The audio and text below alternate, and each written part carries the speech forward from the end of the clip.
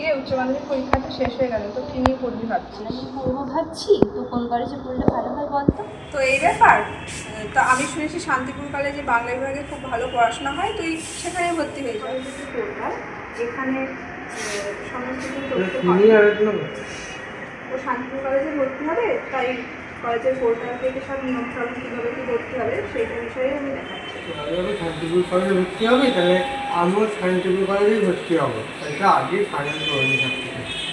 চল চল।